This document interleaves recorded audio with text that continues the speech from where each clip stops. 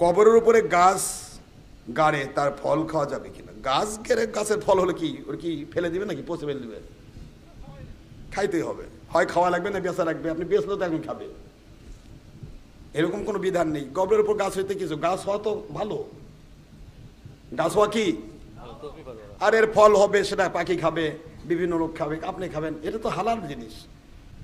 কবরে যে আছে সে তো আল্লাহর রাস্তায় চলে গেছে, তার স্থানই তো হয় জান্নাতে নয় জাহান্নামে। তাই আপনার দুনিয়ার গাছ কি দোষ করলো?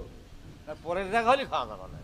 পরের জায়গাটা খাবেন কেন? ওটা তো গেল হয়, ওটা তো এমনিও খাওয়া যাবে না, ওটা কবরই কি আর মহর কি। আর ফেলে দিলে তো অপচয় হবে, খাবার পচে যাবে, আল্লাহ সহ্য করবে? অতিরিক্ত হলে আপনি যে খাইতে মরি নাই চাই গরিব মিসলোক দিয়ে দেন।